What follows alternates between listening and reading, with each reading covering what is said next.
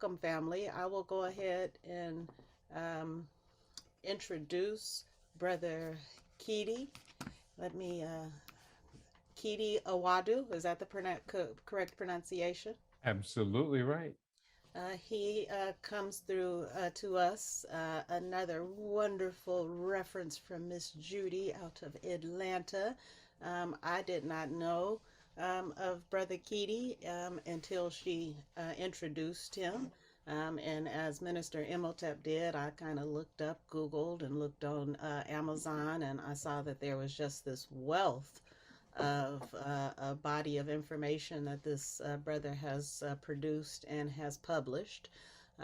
That there were a number of things that were available, easily, readily available. I'm betting that he probably has some other things that are not out there on Amazon. And one of the really incredible things that I found, what impressed me so, is just the depth and breadth of information. He spans across a number of topics, and as we all know, as African people, all things are connected. But this brother seems to have really been able to garner some expertise in a number of areas and pull them all together for the benefit of this beautiful family. So, with no further ado, I am going to introduce to you Brother Keidi Awadu, who is going to talk to us today about sustainable Pan African development. Thank you so very much for the beautiful introduction. I love brief introductions. I love beautiful people who make brief introductions even better. It is absolutely an honor to be speaking before this community. I see us as fingers on an empowered hand.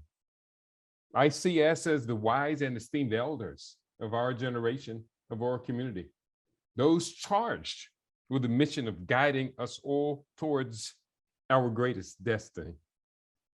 I see myself, I am of the I am, the first two words uttered in the universe as creation spoke self into being. I am.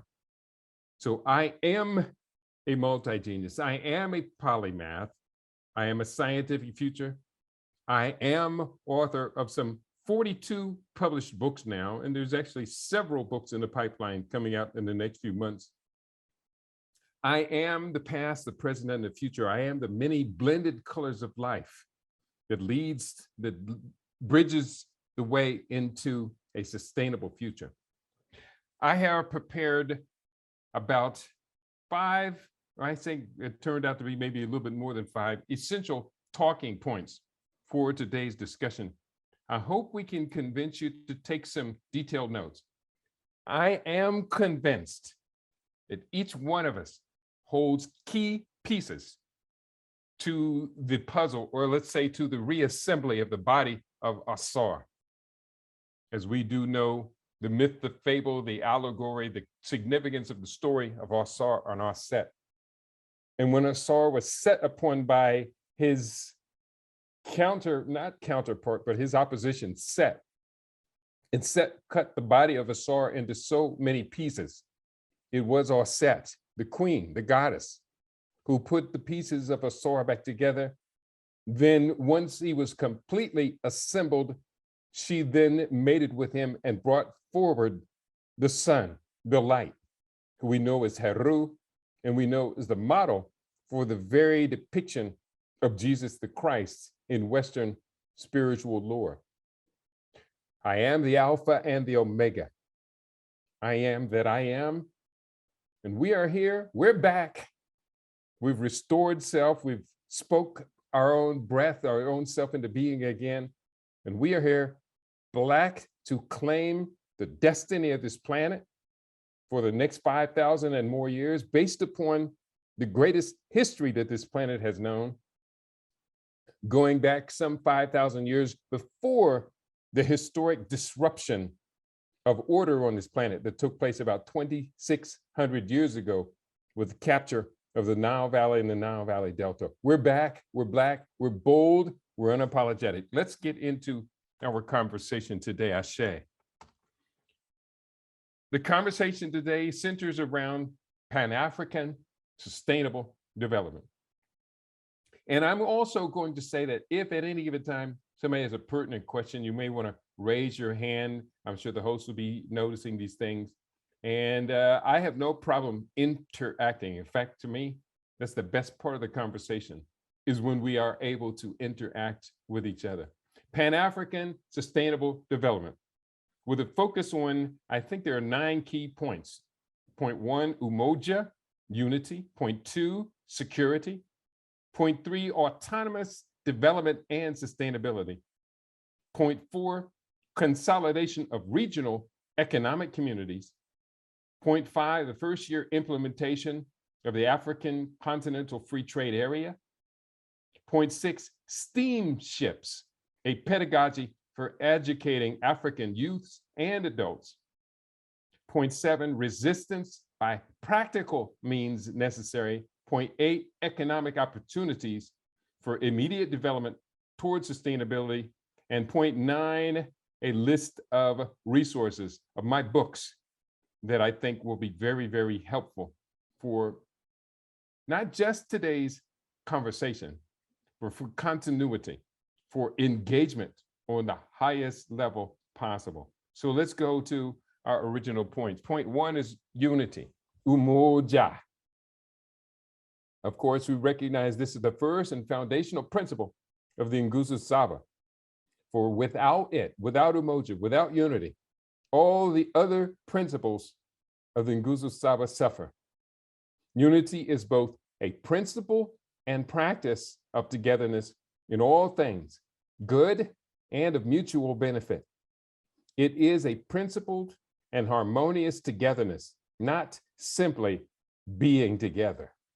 So umoja, we are unified and we proceed, Ashe. Point 2, security. Assaults on democratically elected governments by the United States, the UK, France, and other imperialist and colonial-minded powers have unfortunately returned at a very, very aggressive pace.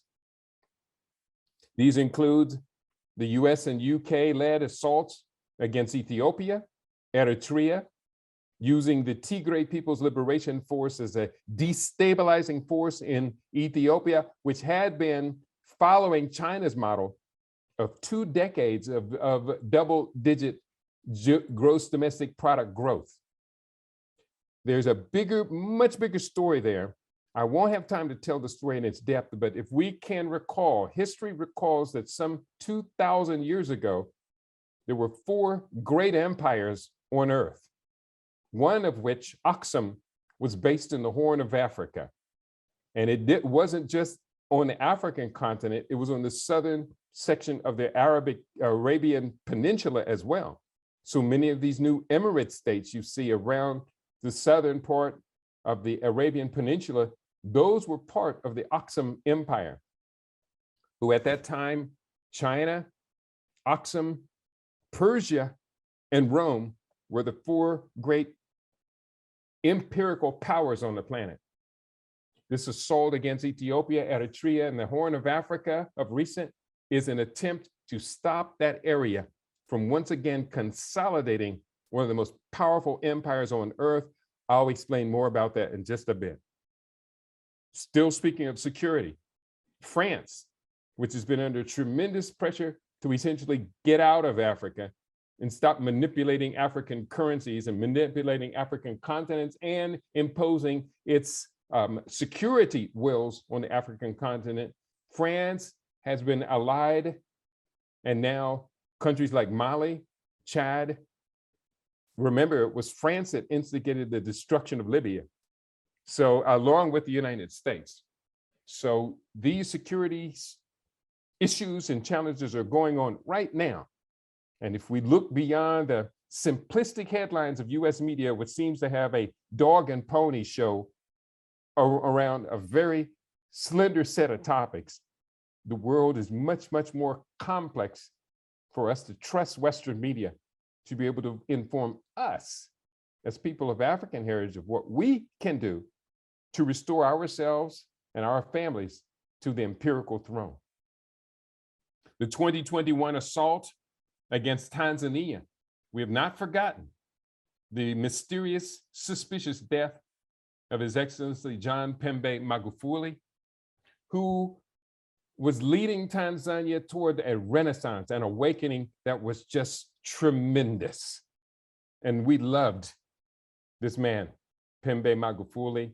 The people of Tanzania love this man. And he has been unfortunately replaced with a new leadership that seems to have taken almost a 180-degree turn, leading Tanzania now back into old arrangements with the IMF and the World Bank, and essentially turning the population of Tanzania over to the medical pharmaceutical drug complex that declared in August 2014 that it wanted to dominate the African continent. That was at the Obama-sponsored USA-Africa Summit. There were three main policies that come out of there. One of those was US-based pharmaceutical medical hegemony over a burgeoning African population growth and middle-class growth. We see these things in the long context. That's why we study. Security, still on this topic. The USA just this past week, the Biden administration excluding Ethiopia, Mali, Guinea from the African Growth and Opportunities Act, the AGOA Act. It's a stupid policy because it's absolutely contradictory to US strategies to try and unseat the Chinese hegemony over African development and natural resource utilization. But don't expect much coherence to come out of this Biden administration, because they have a much, much bigger agenda, and that is to plunge the world back into the era of the Cold War alignment with its proxy wars that take place across the fastest growing populations in the world. One more point, two more points. Africans are resisting at greater and greater levels against CNN, the BBC, New York Times, Washington Post for lying, bold-faced lies about the conflict with Tigray. So we are very happy to see this resistance. Unfortunately, too little of that information is getting to African Americans. And then also there is another very serious security issue on the African continent we had better be paying attention to, and that is the crowding of foreign military ports in the Horn of Africa. That very outlet where Aksum was established is now home to, I believe, some four. Djibouti has offered some 4 or 6 foreign countries to develop military bases on its soil. This is separate from, or as an extension and separate from the AFRICOM penetration across the African continent, which only creates more chaos than it solves security problems. Number 3 of the critical issues to deal with, Pan-African sustainable development, is autonomous development and sustainability. There's good news and there's bad news. Africa loses about $88.6 billion a year from illicit financial flows. That's one estimate. I believe it was from US News and World Report. A 2018 estimate published on allafrica.com actually put this illicit financial flow out of Africa at $192 billion a year. As long as Africa is bleeding like that, we still exist in a neo-colonial, or some might call it, as I call it, a nouveau colonial status, where it's not necessarily the governments that are bleeding us, it's the corporations that are bleeding us, are bleeding the same host governments of these many corporations. Autonomous development and sustainability. These illicit cash flows also include forestry or illegal forestry across Africa, estimated at maybe approaching $18 billion a year. Illegal fishing. We do know off the coast of Somalia, some of the most destructive fish harvesting practices ever to exist in the world are happening in the waters, the sovereign waters, what is called the Exclusive Economic Zone, EEZ, of the nation of Somalia, which is the African nation with the longest coastline. So by creating a failed state in Somalia and then illegally poaching its waters and shooting out of the water those Somalians who attempt to stand up and fight for their own internationally recognized sovereign rights over their own coastal waters. The world calls them pirates and blows them out of the water. And we, Africans in America, say nothing about it. We say nothing. When Eric Can I interrupt? You know what?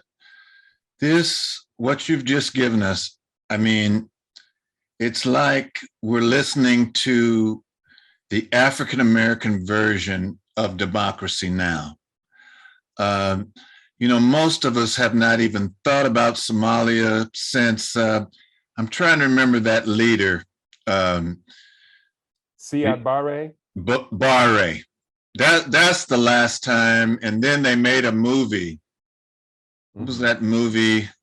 Black Hawk Down. It was a horrible piece of propaganda. Yes. And so we have not thought about this. We have not, you know, we've had other pressing problems like drugs in our community but they keep on, man, this is such good information because we haven't even been wrestling with it. We haven't, you know, it hasn't come up, you know. Voting rights is important, but my God,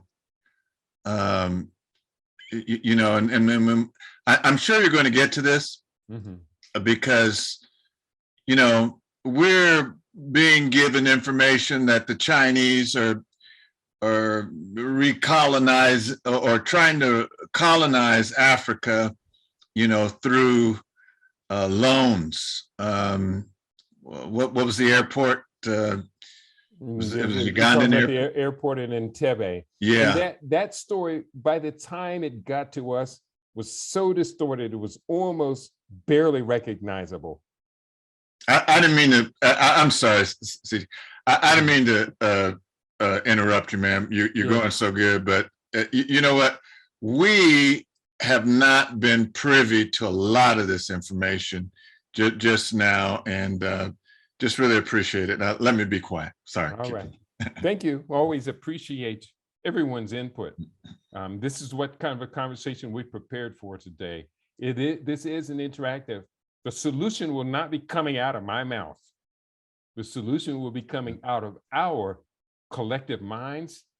Yeah. It will be coming out of our think tank type of activity and those things that we as a collective invest in with an expectation of return on investment. Just one more point I want to make about Somalia is that the shooting of the Somalians who have been losing their livelihood to this illicit fishing, to the dumping of nuclear waste and other toxins by mafia types from Europe, by the patrolling of his waters uninvited by warships from many, many nations around the world. This is an absolute affront. And to make it even worse, when the founder of Blackwater, the private military mercenary army, Eric Prince, had to flee America because he was about to be indicted for murder, he went over to the United Arab Emirates, UAM, and he formulated a UAE, and he formulated the world's largest mercenary army, and they were openly using Somalia as their army training grounds and development grounds, killing real Somalian people as they played their war games. And African Americans said not one word about it. Fortunately for the world, fortunately for Africa, Somalia they're having an election very soon, and Somalia is seeing the dawn of a new era as the 30-year-long security crisis caused by the old Cold War, proxy war rivalry between the United States, its orbit, and the Soviet Union, its orbit, that is finally coming to an end, just as it all starts back again with the election of this old Cold warrior, Joe Biden, who, least anyone should not be aware, has never seen a war vote in the United States Senate to which he said no. I go forward. Few other things real quickly on autonomous development and security. We're talking about the good news is that the pandemic is forcing African national health agencies to develop more autonomous processes to serve their people. The president of Madagascar had teamed up with the president of Tanzania, the Honorable John Pembe Magufuli, and they had come up with a solution very early on in this that most of us in this country never even heard that there was a solution called COVID organics. And they used traditional African medicine herbs, including one of my favorite I've been talking about for years, Artemisia annua.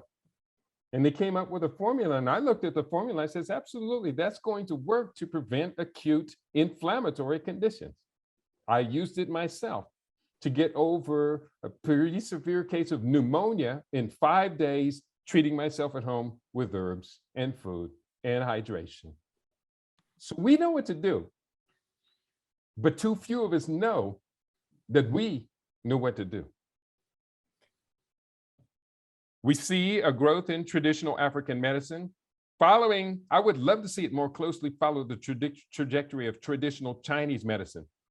In 2019, as this current pandemic is foisted upon the world, the annual production of traditional Chinese medicine was estimated at $175 billion. By the end of 2020, it had expanded to $400 billion. Traditional African medicine is unfortunately more like double digits, maybe 20 to $22 billion in annual revenue. According to the strategic plan I've developed in my book, The Blackest Soil Africa Can Feed the World, we should make an attempt to push traditional African medicine up on par or to even equal or to surpass that of traditional Chinese medicine. Nature favors us seeking the supreme position in that area. Good news, we love good news. Silicon savannas are sprouting up all across the continent, and they're building whole cities dedicated to high-tech venture investment, to high-tech education. It's happening in Kenya, Rwanda, it's happening in Ethiopia, Ghana, Nigeria. Silicon savannas are sprouting up all over the continent. And for many of us with tech experience and background, or a few extra dollars to invest, might want to consider that Wall Street doesn't need our money. They print their own money. We should be investing in Silicon savannas for a much greater return on investment. Many African internet-based web news outlets are gaining prominence. Some of my favorites, and I was just checking a couple of days ago, I have over 40 favorite African news outlets that I utilize. But some of our favorites are All Africa, African Report, the new Runoko Rashidi out there, this young Ghanaian man by the name of Wode Maya, they call him Ghana Baby. We have a beautiful outlet that's a daily, my preferred daily newscast and a short burst, 10 minutes or less, is 2nacheki.com, the number 2, N-A-C-H-E-K-I, as well as Taya Ano, the Nigerian, who's telling us wonderful things that are happening in Nigeria and across the continent, especially from the theme of younger people, and numerous others. And here's the last point I'll make under autonomous development and sustainability. And this is something I hope we're all as excited about as I am, because I'm participating in it. Many women-run enterprises are prospering across the continent in agriculture, healthcare, technology, apparel, and energy sectors. Essentially, everything that women do so very well, it's prospering on our mother continent. And you know something? We had better get involved with them. Point 4 of the Pan-African Sustainable Development: consolidation of the regional economic communities. Umoja, unity, functional unity, practicable unity, unity that changes and transforms the future. We have the evidence, and it is in the consolidation of regional economic communities. such as the EACs. EAC stands for Economic, that's the East African Community, EAC. The EAC's impending federation to include Kenya, Tanzania, Uganda, Rwanda, Burundi, South Sudan, and eventually to include, and it's getting very close, Somalia. They are in the EAC, but it's been unstable. But now Somalia is rapidly stabilizing. To include Somalia, as well as, now, if you can combine those populations to federate, it was supposed to take place by 2025, but the schedule's gotten thrown off by about 2 or 3 years. If you combine the populations of those 6 nations, that would make it the 8th largest nation, 7th largest nation in the world. At 216 million people, it would be the 6th largest nation in the world, behind Pakistan and surpassing Brazil in population. The East African Community Federation. As well, the Democratic Republic of the Congo and Ethiopia both applied to become members of the East African community. The DRC has been okayed by a regional council or ministers meeting, while they're waiting for the regional leaders meeting to confirm that the Democratic Republic of the Congo is now officially a member of the East African community seeking to federate, and Ethiopia made its application as well in June 2019. If the DRC and Ethiopia are added to make this, I believe, a 9-state federation, a United States of East Africa, it would have a combined population today of 426.4 million people, making it the 3rd largest nation in the world, surpassing the United States. This is incredible, and it's happening right now. I'm engaged in this as much as I possibly can. Tomorrow on my radio show, I'll have 2 media professionals from East Africa on my radio show, and we're going to be talking about the future of Pan-African media and communications. And these are not lightweight people. These are heavyweight people. I'm very proud to be linking arms in this inner circle. So, point 5, the first year implementation of the African Continental Free Trade Area. This has proceeded quite reasonably, representing the largest free trade bloc in the world. The East African Community passports are being issued right now. Someone showed me a picture of her passport today. She says, yep, it says, she lives in Nairobi, Kenya, but at the head of the passport, it says East African Community Passport. Wow.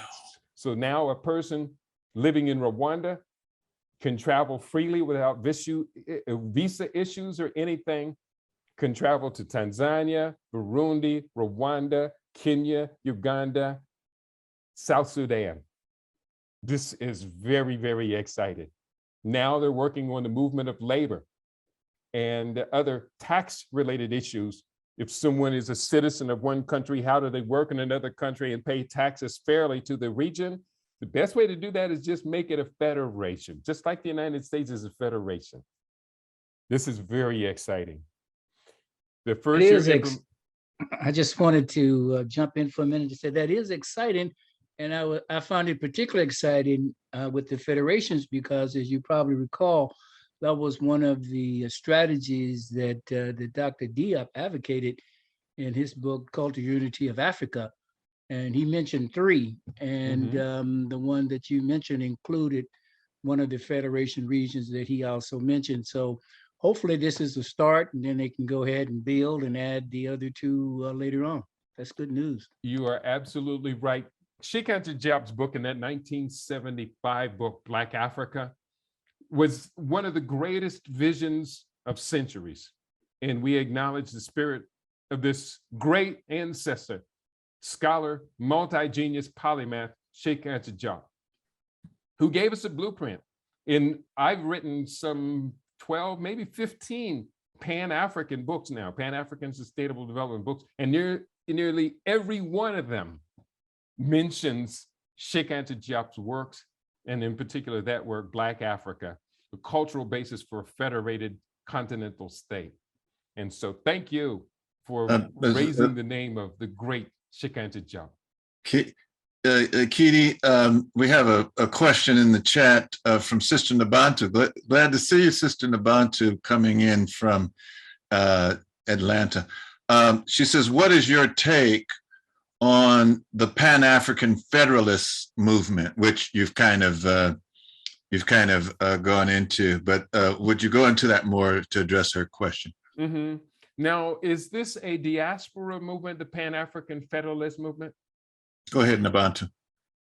It is 5 regions on the continent and 4 in the diaspora. And they came together in Senegal in 2015. Mm-hmm. And so now they're organizing by regions, and they're it's a ground up movement, bottom up movement to bring particularly young people together around this movement.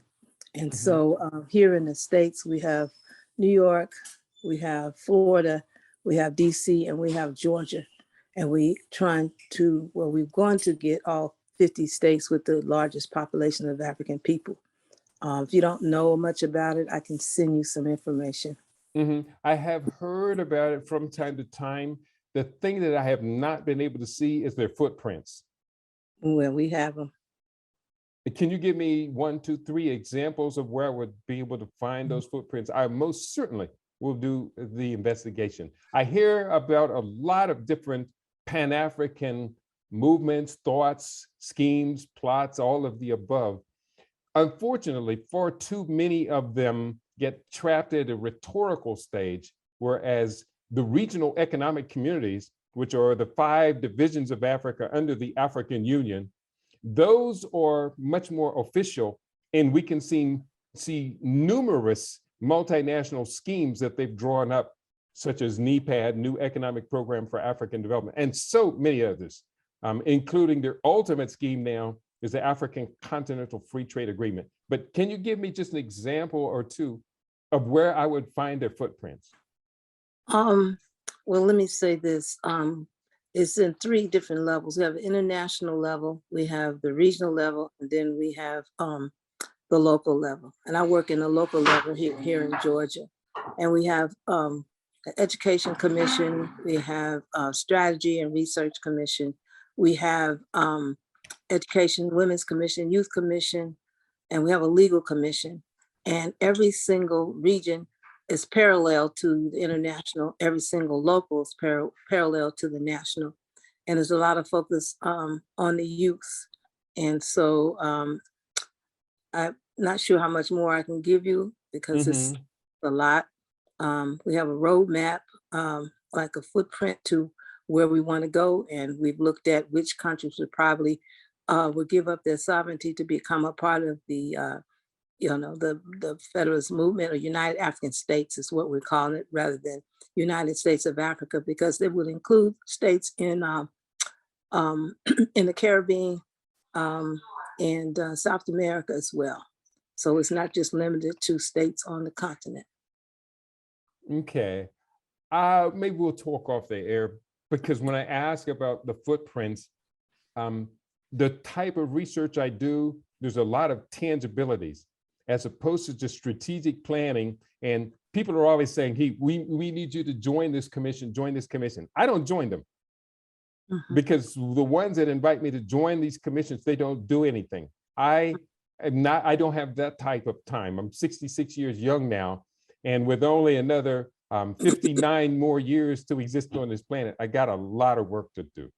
But I will, and I promise you I will, take a good look at the organization, because I'm a part of functioning organizations. What we call the new Pan-Africanism is functional Pan-Africanism, where we're growing food, we're appropriating land, we're developing healthcare services and economic pathways, importing, exporting, these other type of things, which are going to, actually, I'm going to be talking about in the last part of today's discussion. So I want you to have a pen and paper hand. You may hear something on the list of, I think there's 10 tangible actions that we could be taking that your groups are already involved in. Okay, we'll talk off. Thank you. All right. I'm going to go back to this document. We got up through number 5, the implementation of the African Continental Free Trade Agreement. Again, numerous issues, sub-issues, such as blockchain, handling of interstate commerce, the standardization of transportation, these issues such as passports being issued, making progress on the movement of labor, standardized roads and railways, transcontinental transportation corridors, and other key components of a continental free trade agreement. Number 6, this is something I'm very proud of because this comes out of my book, Futuronomics. We call it Steamships. And we propose this as a pedagogy for educating African youth and adults. Steamships is an acronym. We've heard of STEM, science, technology, engineering, and mathematics. Well, our curriculum, and we've been developing this curriculum, and we do actually have some people out here now who have adopted the Steamships education model. It's teaching science, technology, engineering, arts, mathematics, that's STEAM, but we also added as part of our curriculum, spirituality, holistic health, innovation, prosperity, and sustainability. So in honor of the UNIA ACL, our curriculum is not STEM, it's beyond STEAM, it's Steamships. Point number 7, resistance by practical means necessary. I didn't say every means necessary, I said practical means necessary, because we don't have time to just be blowing smoke or whatever. We have to be very serious. If we are to resist, and we encourage everybody to resist, it's got to be made practical. Don't cause more problems in resistance than existed in the first place.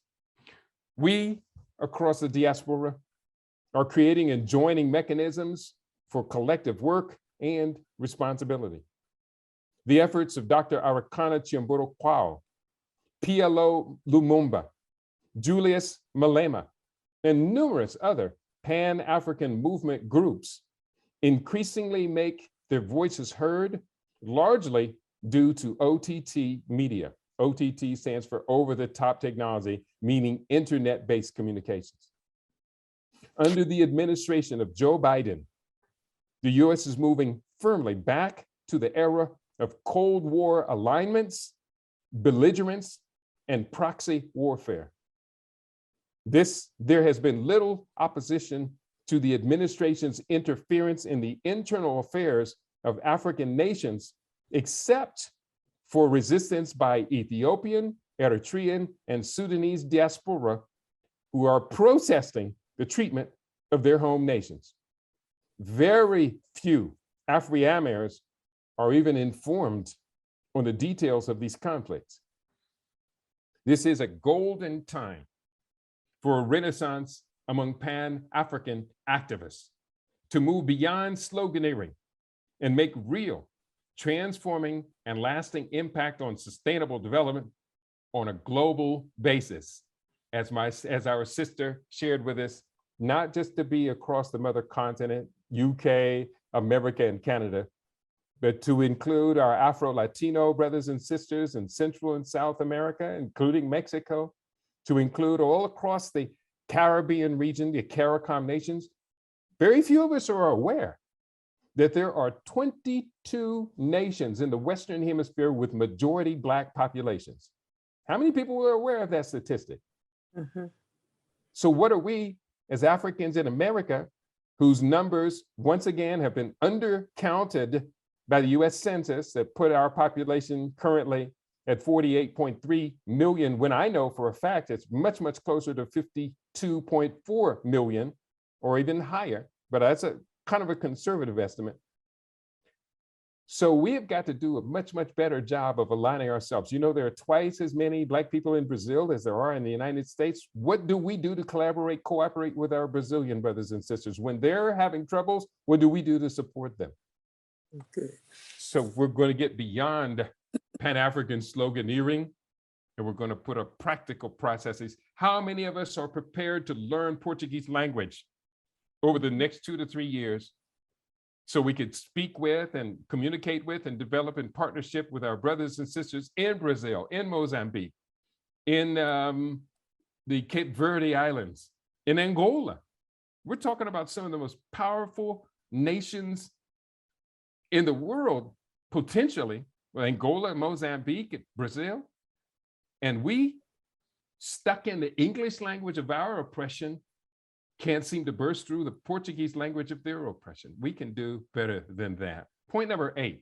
And I think that rather than adopt a European language, we need to establish something like Swahili, or a language that we can speak in Cuba, in Brazil, in the US, in all parts of Africa. We need our own language. I wouldn't want us to study Portuguese to learn something about the Brazilians, but we could have something that the Brazilians would add to their language that is something that we already have or we're learning too. So a universal language, I think, would be a really big step. That was, of course, proposed in Shikanta Diop's 1975 book, Black Africa. The problem is who's going to implement it? There are 26 African nations now that are teaching Swahili. I know a little bit of Swahili. I've been promised by a close dear friend who's going to teach me to speak fluent Swahili as I spend much more time in the coming years on the African continent. I have 5 Swahili books on my bookshelf. But the problem is we are not really implementing that. There's no part of what you said that I disagree with, but it's not practical. It's not practicable for the next 30 years or so. Now, the African countries are moving there very firmly. You can now travel across the entirety of the East African community, and you can find people speaking Swahili.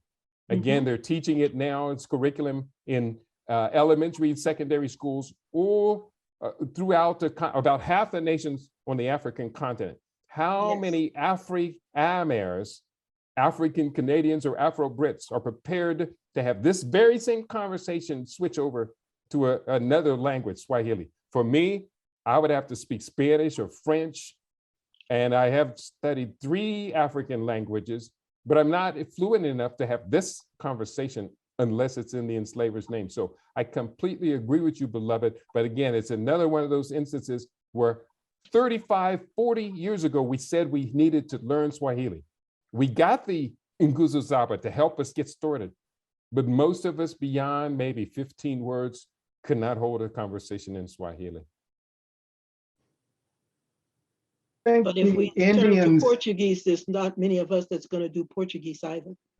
And if you look at the rapid development of Angola in the 1980s, when it was one of the top 3 fastest growing economies in the world, African Americans could not participate in it. When we look at the current development of Mozambique, before Western sponsored and Arab sponsored terrorism started to shatter the economic development of Mozambique, most of us haven't been paying attention to that either, but that's happening right now in real time. We couldn't speak with our brothers and sisters in Mozambique.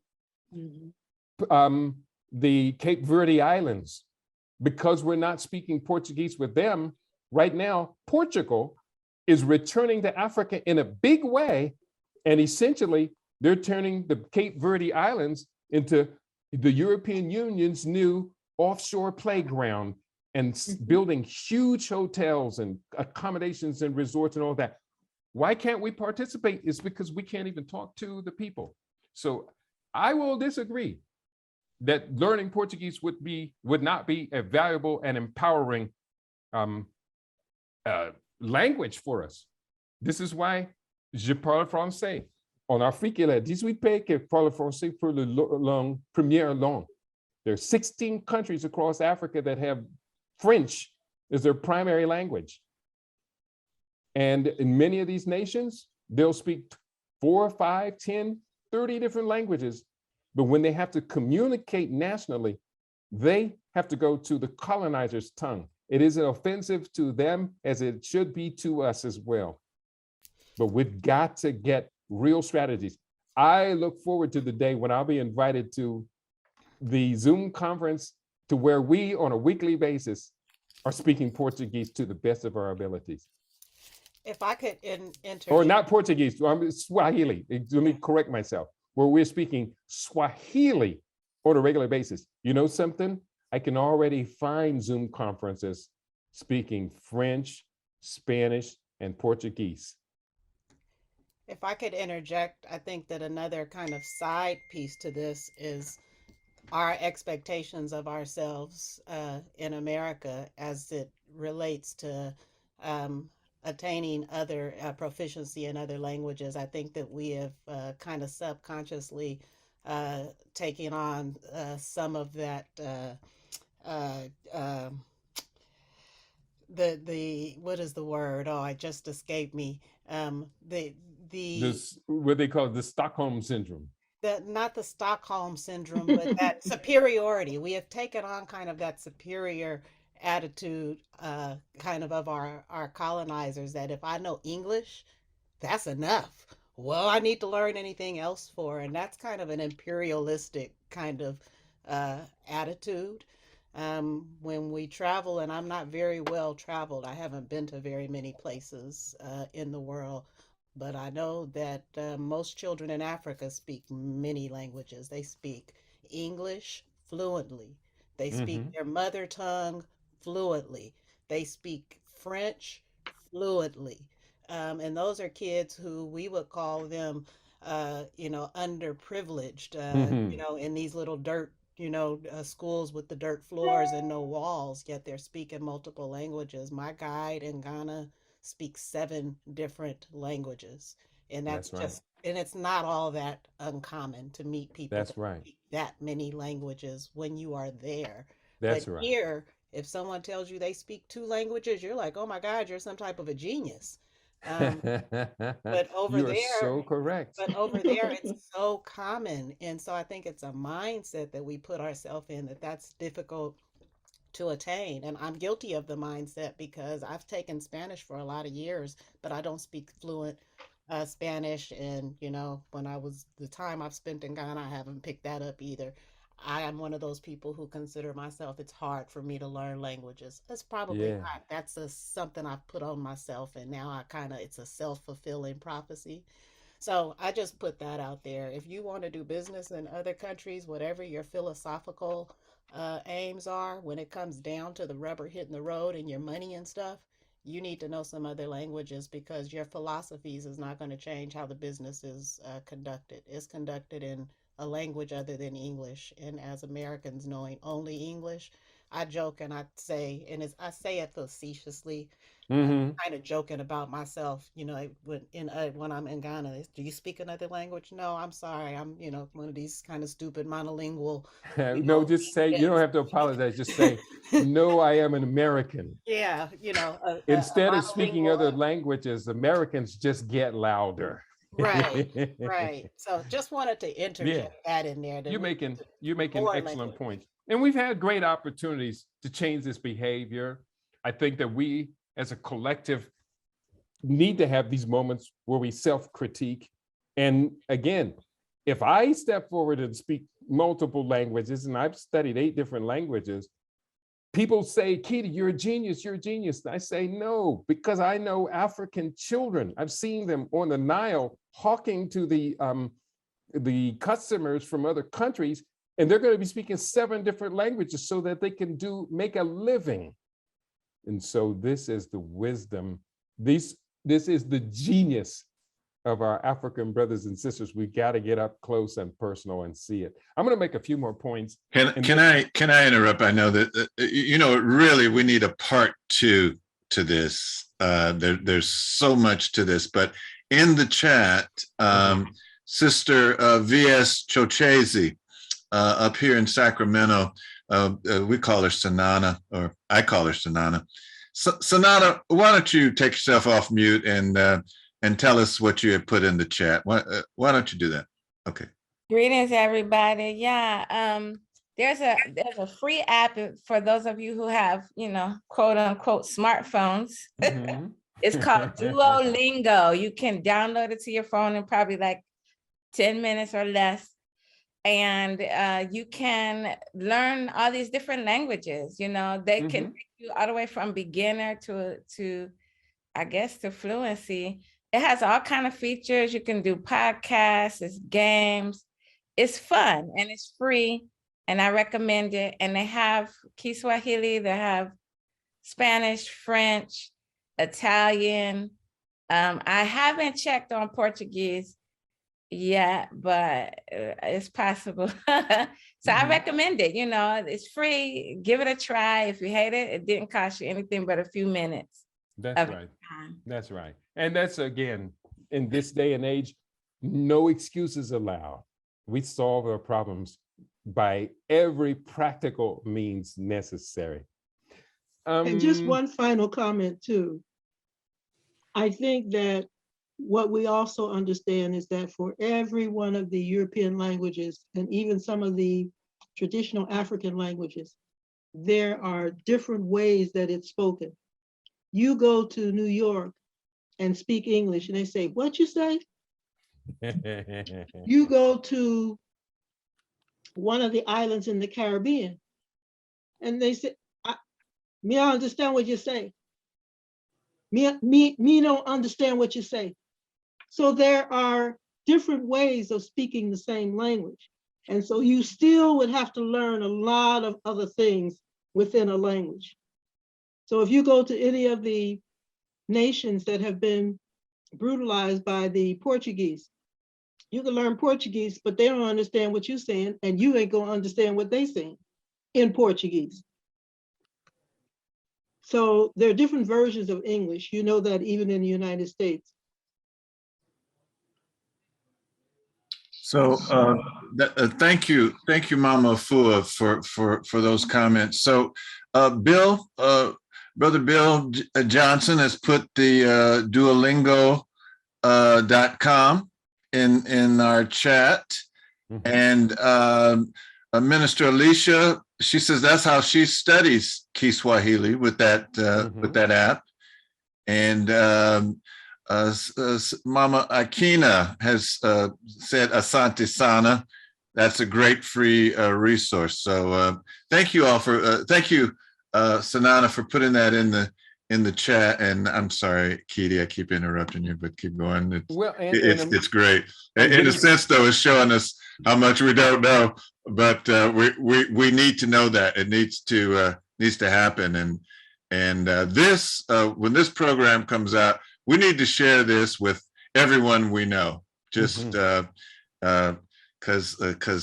Keidi is such a valuable resource and waking us up on many issues. Sorry, Keidi, keep going, man. Well, we're near the end of it. We're getting to the most exciting part of the discussion, if you ask me. Point number 8, economic opportunities, opportunities for immediate development toward sustainability. Now, I only teach what I know. I'm not involved in all of these, but I'm not too far away. I think I'm involved in at least maybe half of these. Let's see what's on this list. Number 1, tech transfer. Yes, I've been doing this for over a decade. Tech transfer. So transferring technologies that are used for development. Every time I go to Africa, it used to be I would buy a bunch of used laptops. When I'd go to Ghana, I'd take at least 4 laptops and only bring back data disks, and then leave the laptops there, sell them at cost, or in certain places, I would just trade them or give them away, donate to people that I know this is an investment. So tech transfer. One of the upcoming tech, and we can also even just transfer technology books. Last time I went to Ethiopia, the only time I went to Ethiopia, I spent about $600 on college textbooks in robotics, in thermodynamic mathematics. If you remember the movie Hidden Figures, well, that was what those textbooks were about. In advanced composite materials and a number of other things. And I donated these college textbooks to universities and to the heads of these universities in Addis Ababa. I was very, very proud of that. Technology transfer, education Education is a wide open field, and we have to understand, where are the babies being born on this planet? They're not being born in Detroit. They're not being born in Philadelphia, Washington, D.C., or New York City. The babies are being born on this planet in sub-Saharan Africa, and they are entering the educational structures of their nations with an enthusiasm that the world has never seen before. We can see what the enthusiasm is when those children manage to migrate into the United States. You know, they come into the very same schools where our children have been failing, and they go right to the top of the class, honor rolls every year. So we have to capitalize on this enthusiasm for knowledge, learning, and wisdom. I've been working with women in Africa who are now rising to the top levels of education and are increasingly taking over top positions as heads of state and ministers of parliament and doctors and psychologists, all kind of empowered women across the continent. We should be feeding this engagement to the very best of our abilities.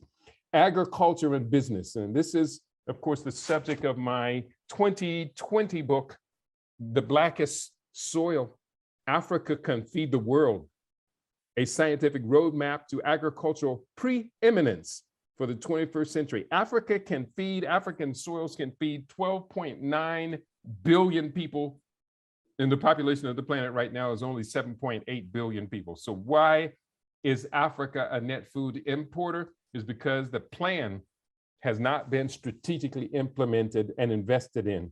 African Americans, and this is a side note, African Americans during the months of November and December 2021, we did it once again. We just invested in excess of $62.7 billion in 61 days of excessive spending above our normal yearly average in holiday shopping and party season. That's $1.1 billion a day. Ho, ho, ho. That's shameful. We can do better than that. And I want to put some ideas on the table for doing better than that. Point number four, agriculture and business. It was the president of the African Development, Dr. Akinwumi Adesina, who made the statement in 2017, the next generation of millionaires and billionaires in Africa will be farmers. So we're there now, we're farming. We put together a corporation. It's actually an amalgamation of 3 different corporations in 3 different continents to go into Africa. And by the end of the decade, our goal is to control 1 million acres of African land under cultivation and to build out the rural infrastructure to create jobs, small, medium-sized enterprises, remote food processing, and other resources. We say, for our African continent for this decade, we're going to get rid of the hand hoe and replace it with small electricity-driven enterprises. And we're very serious about that. Smelting. You're starting to see a number of countries moving towards smelting their own metal ores that they're digging out of the ground. The Congo has just made a big commitment to set up smelting factories to start to smelt their own natural resources. Right now, coltan, we talk a lot about columbite tantalite, this mineral used in electronic communications, mobile phones, and advanced technologies for military application. Well, the coltan being smuggled out of the DRC gets about $6 a kilogram when it crosses into Rwanda, where it's then funneled through underground sources into Europe. When that same kilogram of coltan enters the market in the UK, it is now worth $800 per kilogram. There's a big difference between $6 a kilogram and $800 a kilogram. We need to make sure that these minerals get smelted on the African continent, all across the continent. Enough said. Point, food value chain build out. Why is Kentucky Fried Chicken the fastest growing food outlet on the African continent? Why are the Africans now protesting Kentucky Fried Chicken? Because KFC won't buy local potatoes of high quality from local farmers.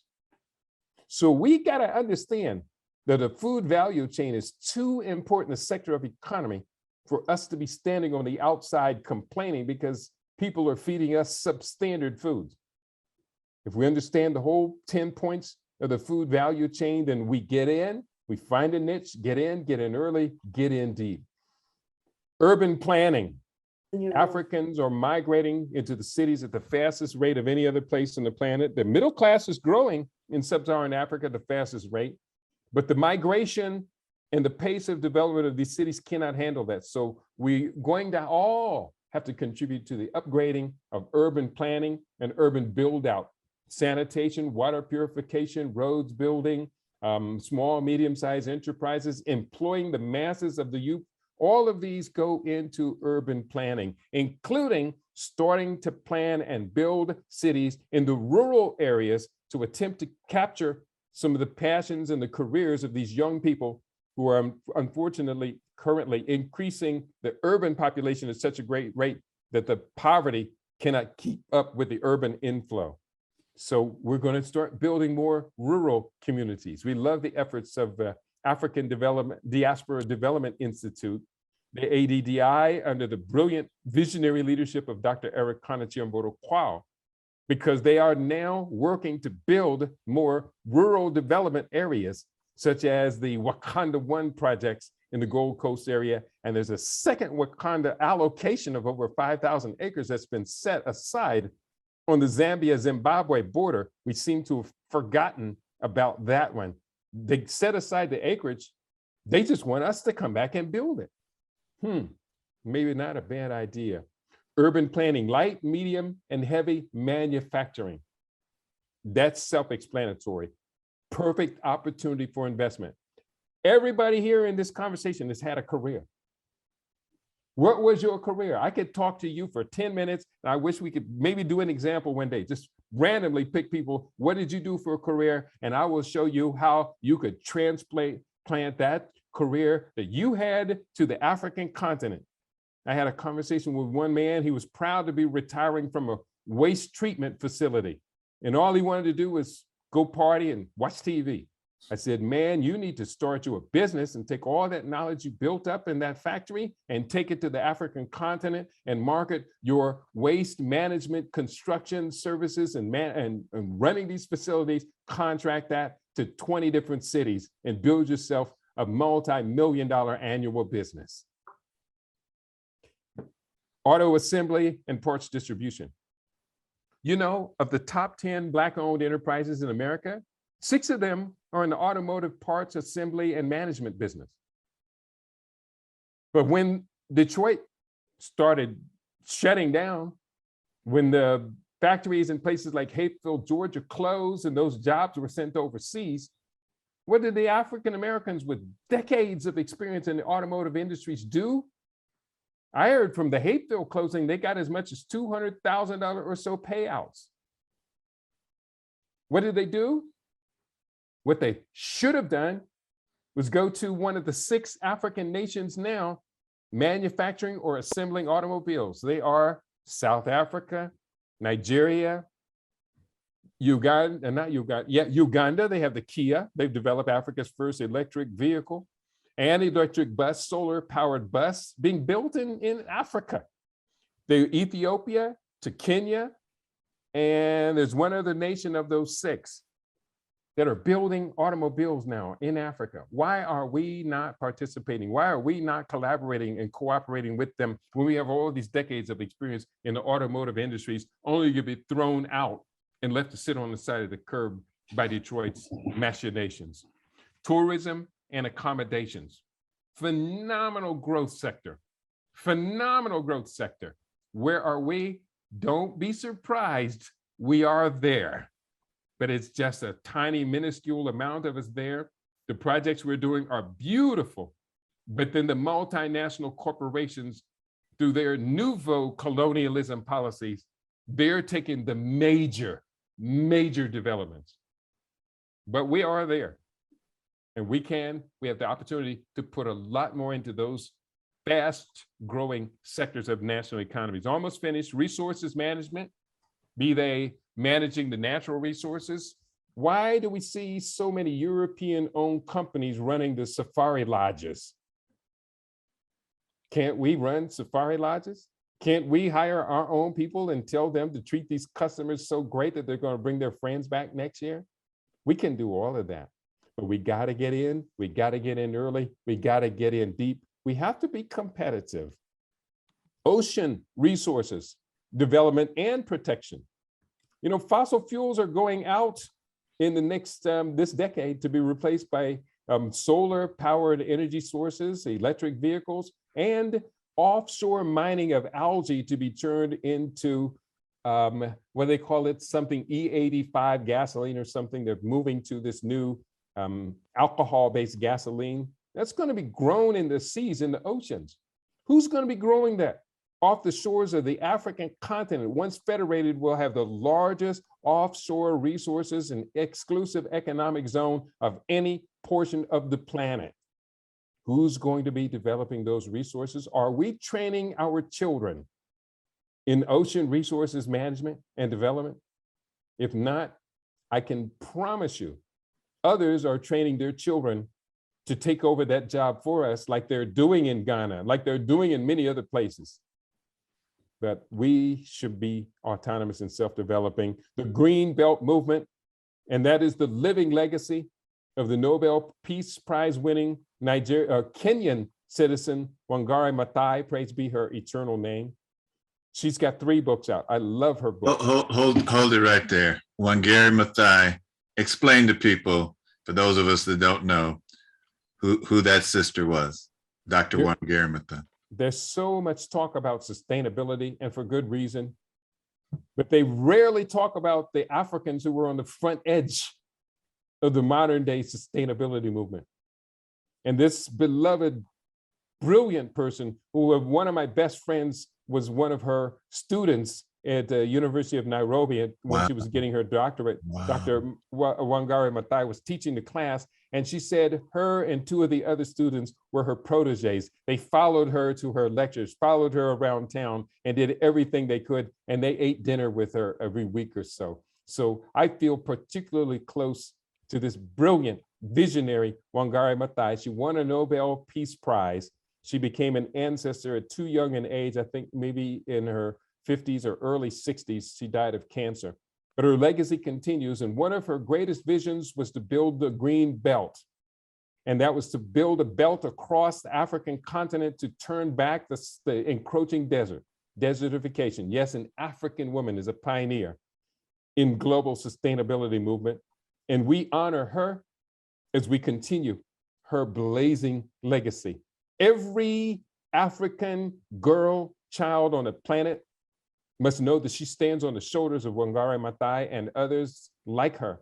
There are numerous others. We need to know their names, and every boy child, every boy student on the planet needs to know their names as well, so they will have the ultimate respect for these beloved sisters who are our natural cohabitants on the throne of imperial power on this planet. Ashe? Ashe. Can I just add, and I think this Sister Darnisha is putting this in, Ile Omide, our school in Oakland, they have a play about Wangari Maathai, and she put the YouTube a link in the chat for us to check out. How many trees did she plant? Do you know offhand? I don't know, but I do know that many of the countries now are following her examples. Ethiopia set the record about a year and a half ago of a nation planting the most trees that has ever been planted in one day in Ethiopia and the world. The previous record was something like 50 million trees planted in one day in India. Ethiopia broke that record 6-fold. Wow. And also, thank you, Sister Celeste. She put in the biographical information on Dr. Wangari Maathai. And just looking at her name, Mat. That's right. Is in her name. That's right. And Baba Imhotep, do yes. you know that our own Sister Julia played that role, and it was dynamite. Wow. You have to look at the YouTube. One of our students at our school played that role, and it was brilliant. And I bet you she's going to carry that role throughout the whole of her life. How brilliant. Yes. How absolutely Yes, brilliant. I'm sorry, I keep interrupting, but there's so much to say. Mama Fanya, that's your daughter. You want to say something about it? Do you want to? Yeah, I just put it in the chat, but Jalea was second or third grade, second grade when Mama Bonacile, and I forgot her new name, the teacher at the time, was doing the play. And the teacher initially wanted another student to play that role, but the student wasn't interested. So she chose Jalea, and Jalea put her heart and spirit and foot into that role. So as you watch, you go to YouTube and watch the play, you will see her embody Wangari Maathai. You really got to see it. That she just, you know, she of all the parts of the play, the most memorable. It was a beautiful production. Play altogether. But Jalea's part, her one solo where she inspires the women to come and fight, is really and plant trees. She did it perfectly. Yeah, absolutely. We're so proud of these brilliant, bright lights. I'm convinced that these children are joining us from across the universe. We call them the indigo children, the new Sankophans. And they are here to restore us to the ultimate order of our place on the throne of world civilization, but also Mother Earth herself says, I need indigo children to come and help me save us all. We should be so incredibly proud of these children. A couple of more points, and then I'm just gonna open up the freestyle conversation. We got through nearly all of these: resources management, the Green Belt movement legacy of Wangari Maathai, the development across the regional economic communities towards consolidation and federation. It's moving across the continent. It's happening in the ECOWAS community, of Economic Community of West African States. It's happening in the SADC region, South African Development Community, SADC. And there's just so much action going on in so many areas. It's almost overwhelming, except for, hey, there's 53 million of us here in this country. Let's delegate some responsibilities. Microfinancing. This is another key area. You would be surprised how a $200-300 loan to an entrepreneur in a place like, I've done it in Accra, Kumasi, in Kampala, and in other areas. Just a small loan like that, or just make it a gift, an honorarium, how much that makes a big difference. Afri-Amers should be having alliances with African students at these universities all across America. When weekends come up and holidays come up, and they can't go home to their families, they should be spending the weekend, the holiday at our home. They should be coming over our homes on Saturdays to wash their laundry. Little small gestures of outreach and love to these children will mean something for the entirety of their life. So when they return home, not only will you have friends and associates who will welcome you at every point, every time you enter their country, they'll be there to pick you up at the airport. But at the same time, we should be putting $5,000, $10,000 honorariums in their pockets when they graduate and return home for them to launch their business. These are the future leaders of whole nations that are being educated in the United States, UK, and other places, right in our face. And many of us have never even invited one of them over to our house for dinner. There's a terrible, terrible character flaw of this Stockholm Syndrome mutant called the African American, because every time I have been to the continent, and I know all of you have been to the continent can attest to this, every time I go, they always invite me into their home. And when I asked Africans who I encounter on this side, how many African Americans have invited you to their home for dinner? You know, the overwhelming answer is never. Now, I invite them always. They don't always show up, but they're going to get an invitation within the first 5 minutes of meeting. That's just an African way to do things. A couple more points. Creation, this is very important. of a Diaspora Sovereign Wealth Fund, SWF. Look up Sovereign Wealth Fund. You understand this is how nations operate.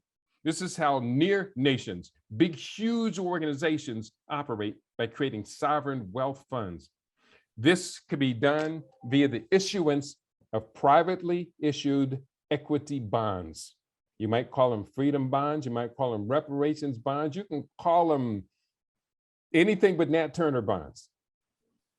But we can launch privately issued equity bonds and use that to develop whole regions of the planet.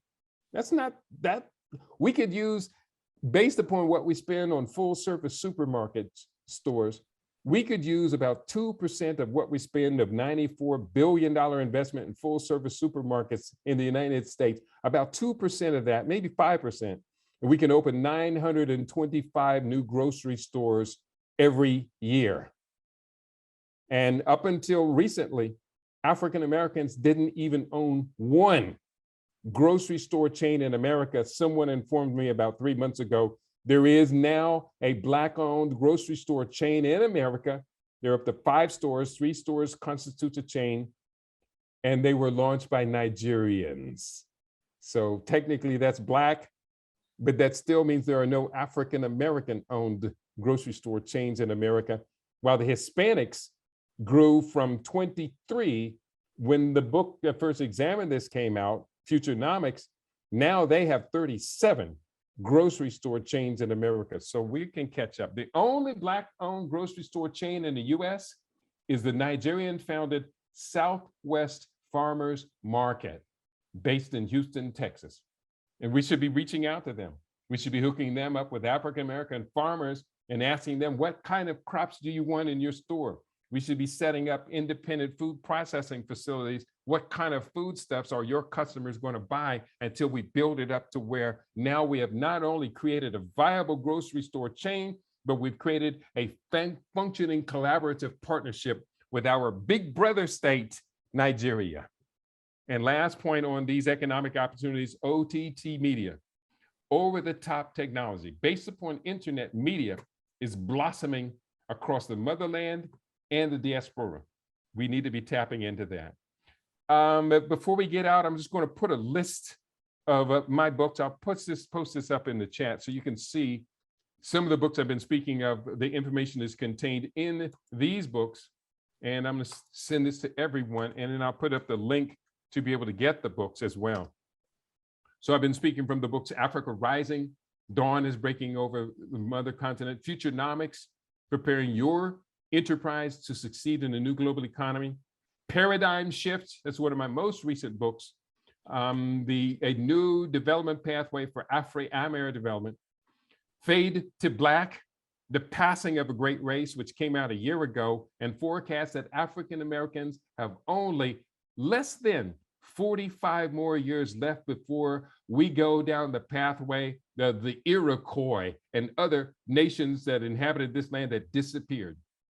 45 years, fade to black. The evidence is there.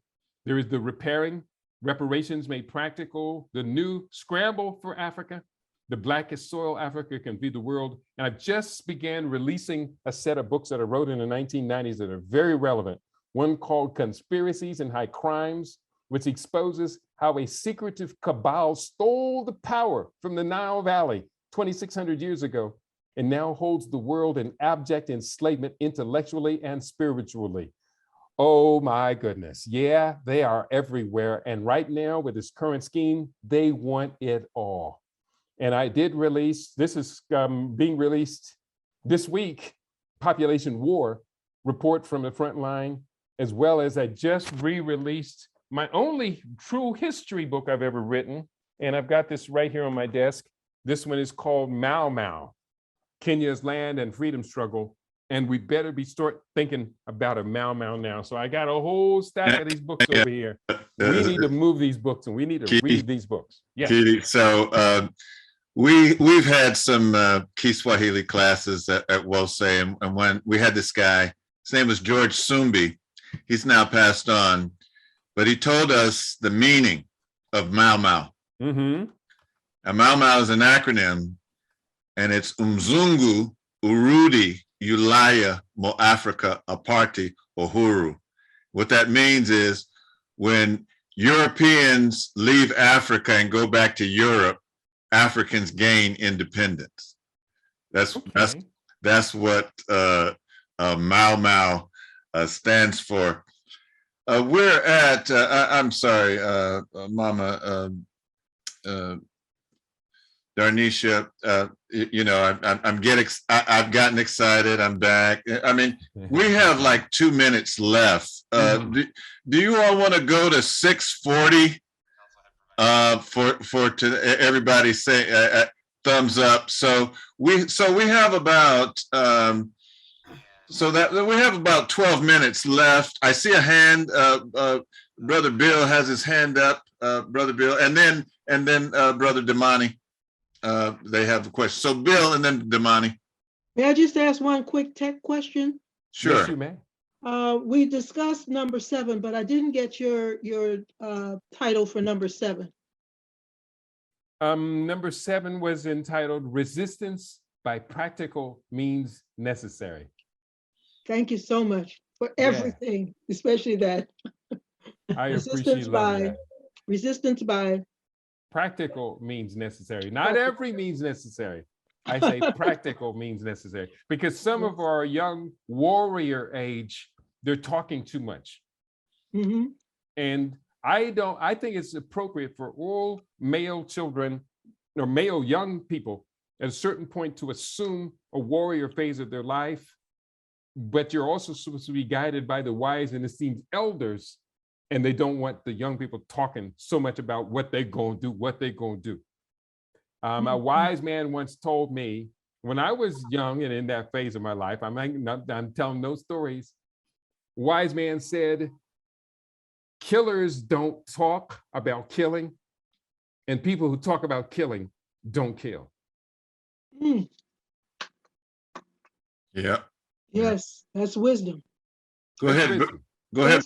Thanks for letting me step in. And then Damani. Good.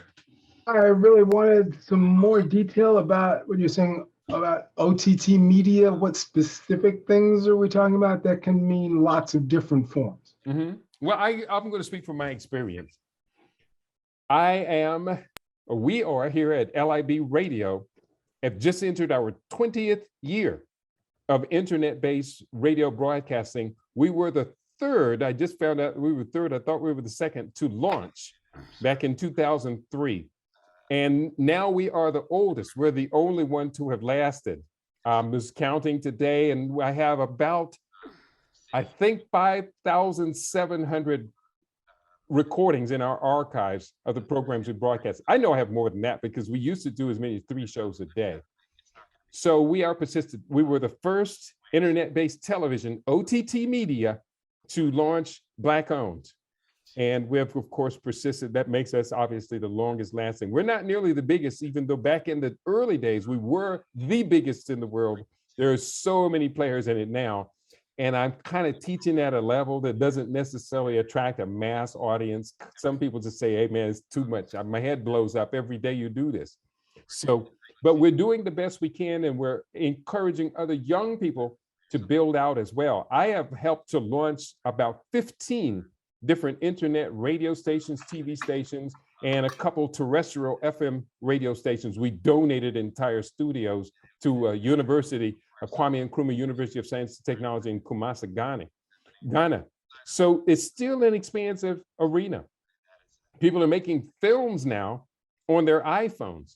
So we need to be tooling our people up, scaling our people up, especially the young people, to taking responsibility. I'm also co-founder of the Ugandan Youth Media Collective.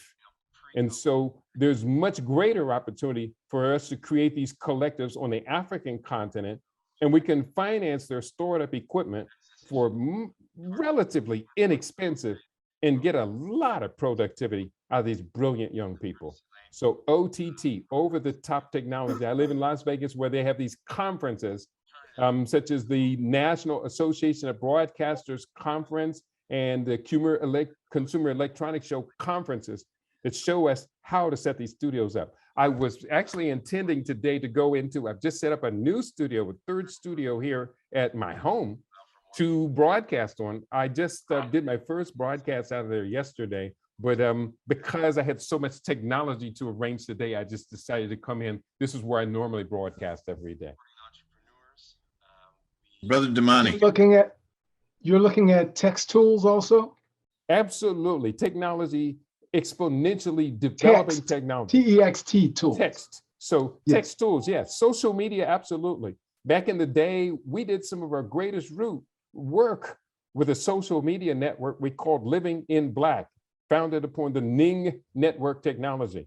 It was wonderful. We did things like in the aftermath of the Haitian earthquake, we raised $7,000 in 9 days, and we sent the money to Haiti in the hands of people who we already knew and been working with, who had Haitian operations going. We did not send any money to the Red Cross and all these Western agencies with these big plush offices in New York. We sent the money to the people who were already doing the work, trusting that they were just going to keep doing what they had already been doing.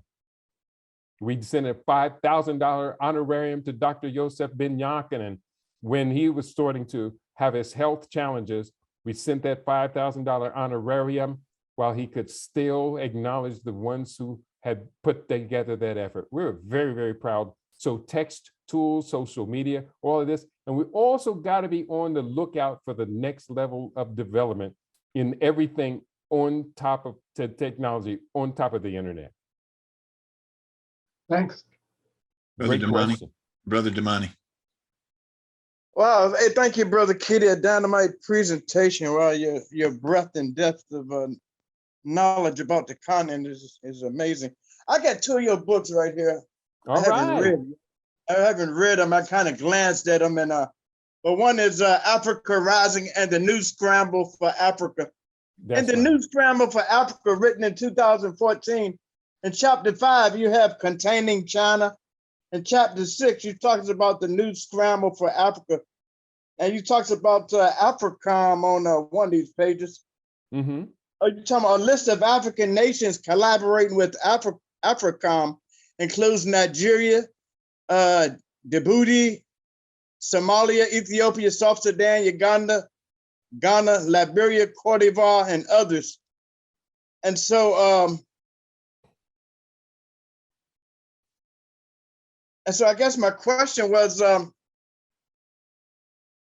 it's a scramble for Africa going on from the European powers, right?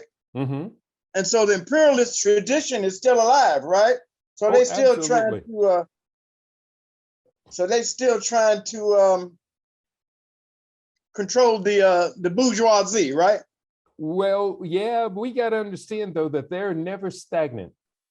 If you and I find out one of their methodologies, you can be assured there's 3 or 4 more we have yet to discover. That's just the way they move. Now, I am kind of a unique individual. I come out of a think tank, the Information Project for Africa, which was an early 90s and mid 90s think tank based in Washington, D.C., a collective of 338 journalists around the world. And I was trained to get in real deep on investigative journalism. We got to do a better job of training the next generation of investigative journalists. And we're going to not only get up on top of these schemes, but have countermeasures already pre-planned. So when we come across these schemes, such as the vast scheme to reduce fertility among African women around the world, they've already succeeded on African Americans and Afro-Brits. We're pretty much have rewritten ourselves out. I had a conversation with someone just yesterday talking about the dynamism of young people. I'm so impressed, but I said, you have to accept that my generation during the era of abortion eliminated between 36 to 42 million of you in our own community. We eliminated, threw you in the garbage bin. Well, that's happening now across the African continent. We saw how it devastated us. What are we doing to prevent that from happening to Ethiopia, Tanzania, Kenya, Rwanda, Burundi, and South Sudan? So we're going to do these investigations, and I thank you so much for those books. I love those books, and I love it when people just open a page and say, here's what I'm going to read in one of my books. I'm always impressed by what I write. But we're going to have to get beyond just words and text, and we got to get to tangible actions, prevention is much better than trying to fix what's gotten broken, especially from outsiders' interference in our affairs. Keidi, Brother Bill Johnson, MIT Bill Johnson, and Judy have their hand up. So Bill and then Judy. And I would like, I guess what I'm hearing is for Commissioner. Can you say more about bringing communications together, specifically about broader sort of ways of aligning communication, getting news across? You mentioned that we are generally quite unaware of what's happening on the continent. Maybe you could say more about direct connections? Yeah, I love what I do. I encourage everybody to seek out the work we do here at LIB Radio. We have 1,400 or more videos on YouTube, all very, very cutting edge development. In fact, it's so cutting edge now that of recent, the trolls and the interferers and those who try and switch my computers off during the broadcast setup and during the show has become quite noticeable again, because they were doing this in the earlier era when we were so dominating. So I would start with just take a look at what I do. In nearly everything I produce, I'm going to cross-reference other organizations, other key individuals, because I don't want to carry so much of this burden. If I'm carrying so much of this burden, one, it's dangerous, two, it's heavy, and you can get revolutionary burnout real quickly. And I've been there, and I'm not going to burn out again. There's too much great work to do. So anyone with a curiosity, spend a week and build your database of news sources about Africa. If I go under my web browser and I click on a folder called Media, and I look in that folder called Media, I'm going to be able to find, looking 20, 30, 40, 50, 60, 70, 80, 90, 100, about 110 or so sources where I go to get information that allows me to tell the story of global African sustainable development. There are some wonderful ones there, and then there's some absolutely awful ones. If you got anything from CNN that says Africa in it, it's the opposite of what they're talking about, because CNN's agenda, now don't get me started, Imhotep, tell me stop talking, because CNN's agenda and many of these other Western media agenda has been given over to what we call the Alphabet League. Dave Chappelle accused them of trying to steal a quarter of the alphabet for their own usage. Yes, yes, indeed. Sister Judy has her hand up. We're going in at 6:40, and nobody wants to end.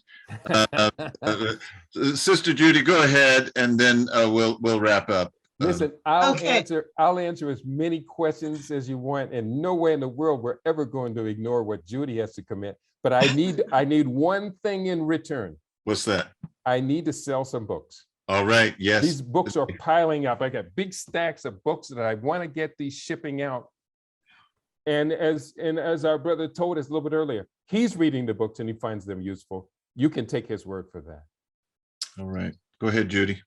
Well, I just wanted to say, well, first of all, Minister Imhotep, so glad to see you. And that's a reflection of your healing and perfect health. And also, thank you so much, Keidi, for coming. When I met you back in 1999, you were amazing back then, but now you have, almost 20 years later, done so much, and you really are an amazing human being. My question was, when you mentioned the Silicon savannas, are those African owned? Absolutely, they're nationally invested projects. You have, I can't remember the names of them. I do reports on them from time to time. I do a Thursday show called Future Talk, Tech Talk. And so we talk about them. There's Kigali City outside the capital. They're taking whole new areas and developing them just as high-tech sectors, putting the universities there. They're putting in innovation zones. They're putting in economic investment zones and building housing for college graduates and stuff like that. It's an amazing thing they're doing. African Americans should be doing this for ourselves in places like Detroit, where they're closing down schools. You can get an acre campus of a formerly closed Black urban school in many places for $1 million or less. 18 acres of urban property for $1 million. When it gets out of our hands, we never can get it back. Is this something you can Google, silicon savannas? Yes, silicon savannas. It's easy to find. You can web search it. I try not to mention the names of our enemies and bigging them up. I didn't mean to say Google. Well, no, I think it's kind of a standing joke. But the censors at places like Facebook and Google have become so dogged on me nowadays that I'm starting to put into procedures to fight back against them. So I don't Google anything. I web search them. Okay, thank you. That's it. But yes, silicon savannas, look for them in Kenya, Rwanda, Nigeria, Ghana, like the Ashesi University of Engineering in Accra, Ghana, that was founded by a former Microsoft employee who took millions of dollars of stock buyout, left America, and went home and built his own tech university. That's a phenomenal story. Well, I enjoyed the presentation, very informative. We learned quite a bit. Thank you. Okay, and the last question is coming from Bill. Bill has his hand up. Go ahead, Bill. Yeah, so I was hoping you could say more about steel in Africa. Are Africans now able to mine their own iron, make their own steel, especially for construction? I understand construction takes a lot of steel. Yes, that's really exciting. Have you seen any photographs of Nairobi, Kenya, the downtown district in the last few years? No. It's the most amazing thing. Addis Ababa. Use a search engine. No particular one comes to mind. Use a search engine. DuckDuckGo. And search for, yeah, DuckDuckGo is a good one. Search for African urban architectural projects. And you'll start to say, oh my goodness, these are looking like the Asian cities. And they're building at an incredible rate. Kigali, not Kigali, well, Kigali definitely the cleanest, safest city on the African continent is the capital of Rwanda, Kigali. But Nairobi is a city I just fell in love with. And I'm working right now very closely with Kenyan partners, as well as Ugandan partners for the next phase of our rollout of the African Future, which is our corporation. But yes, they are moving firmly towards it. One of the biggest stories, and I didn't really get a chance to follow up too much of it because I was re-releasing and releasing books, like 4 books like in a month, and it just didn't have time to break away. But that the Congo, the Democratic Republic of the Congo, which is the region, has the greatest concentration of mineral resource wealth of any nation on the planet. They are now moving firmly towards setting up their own smelting and metal producing facilities. Once the Congo starts producing these metals that are shipped all over the continent to build these cities, to build these automobiles, to build this urban and all kind of infrastructure, once the Congo gets there, I tell you right now, where they say to Dustin Hoffman in the movie The Graduate, invest in plastics, I would say invest in Congolese mining, smelting, and manufacturing, heavy manufacturing, and get ready for prospering beyond your wildest beliefs. I put money in that before crypto any day of the week. I hate to be the one. I hate to be the one to cut us off. Keidi, we need you to come back next month. Can you come back next month? I don't know. It depends on how many books get bought. Okay. Yes. You guys got that? So where do you get the books now? You can get the books at, I'll put the link up again, keidi.biz. Put the link in. All and right. everyone commit to buying at least one book. Everyone commit. You don't have to give a show of hands, but everyone commit to buying at least one book. What a tremendous resource. We have been blessed this evening. Yes. To hear all the information. And here he's put it back. He's put the information in the chat to get his books. I just want to say a couple of things. Sugar D, good to see you. Firstly, the mother Professor Manu Ampim has joined the ancestors. Praise be her eternal name. And so I want to say that. And then also Queen Mother Thornton, who's 90, and Sister Rana tested positive for COVID. Queen Mother Thornton went into the hospital. She's out now, but she's coughing. So don't call them if you have their number, but text them, keep them in the light, keep them in your prayers. Also, Cleo Cartel, also known as Safensa here in Sacramento. I'm not telling her business. She's put this out on Facebook. Stage 3 cervical cancer. So we want to, of course, remember her and the family in the prayers. I'm glad to see Sister Judy. She sent me a note. Her and her significant other came down with the cold, but it looks like she's well, she has it. She's looking good, with it. So it wasn't COVID. Well, that's good. So she's getting over a cold. So I just wanted to say those things. And if someone, I'm not going to announce it. And I just want to also tell you to save your chat. You go over here, those three dots, and just say save chat so you can get everything because there were valuable things that were put in the chat this evening. And we want Keidi to come back. Excuse me, we don't want him to come back. We want him to come forward on next month. And so if someone would lead us in prayer as we close. What are you going to say, Fania? What was that? I'm sorry, I didn't get the radio show, how to. Okay, I'll type that up in the chat right now. Thank you. Yeah. All right.